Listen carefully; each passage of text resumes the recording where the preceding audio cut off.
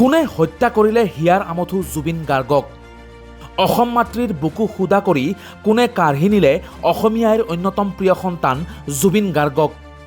৩ মাহ ধৰা তদন্তৰ অন্তত আজি CJM আদালতত জুবিন গাৰ্গৰ হত্যাৰ অভিযোগনামা দাখিল কৰিলে অসম আৰক্ষীৰ বিশেষ তদন্তকাৰী গোটে। এই অভিযোগনামাত SITয়ে শ্যামকানু মহন্ত, সিদ্ধাৰ্থ শৰ্মা, শেখৰজ্যোতি গোস্বামী আৰু অমৃতপ্ৰভা মহন্তক BNSৰ 103 ধাৰা অনুসৰি হত্যাকাৰী হিচাপে অভিযুক্ত কৰিছে।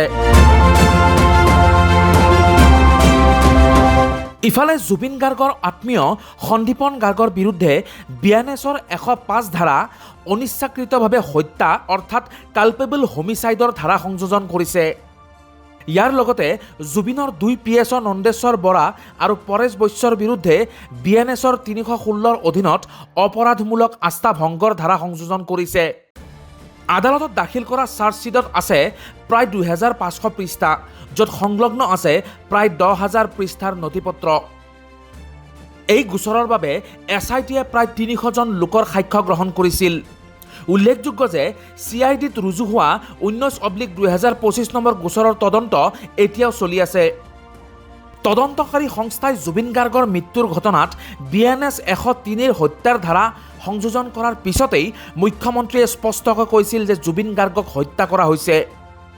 প্ৰতিশ্ৰুতি দিয়া ধৰণে SITয়ে সময়মতে আদালতত অভিযোগনামা দাখিল কৰিলে বুলি উল্লেখ কৰে মুখ্যমন্ত্ৰী হিমন্ত বিশ্ব শৰ্মাই।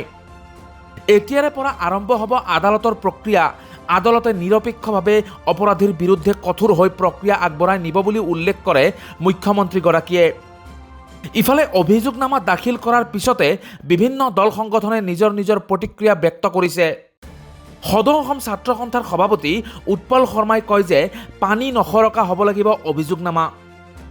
আজিৰে পৰা আৰক্ষীৰ দায়িত্ব শেষ আৰু আদালতৰ দায়িত্ব আৰম্ভ বুলি মুখ্যমন্ত্ৰীয়ে কৰা মন্তব্যত সহমত প্ৰকাশ কৰি উৎপল শৰ্মাই কয় যে ৰাইজ আশ্বস্ত নোহোৱালৈকে কিন্তু চৰকাৰৰ দায়িত্ব শেষ নহয়।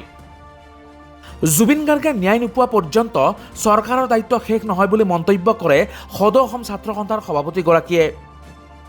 উল্লেখযোগ্য যে আজি আদালতত অভিযোগনামা দাখিল হোৱাৰ লগে লগে অধিবক্তা বিচাৰি হাবাথুৰি খাইছে শ্যামকানু মহন্তৰ পত্নীয়ে। উকিল সন্থা আৰু গুৱাহাটী হাইকোৰ্ট বাৰ এছ'চিয়েশ্যনৰ কাষ চাপিছে শ্যামকানু মহন্তৰ পত্নীয়ে। দৰাচলতে জুবিন গাৰ্গৰ মৃত্যুৰ পিছতে জুবিনৰ হত্যাৰ লগত জড়িত 7 অভিযুক্তৰ হৈ ওকালতি নকৰাৰ সিদ্ধান্ত লৈছিল ৰাজ্যৰ উকিল সন্থাই। ব্যুৰো ৰিপৰ্ট, আৱাজ দ্য ভইচ।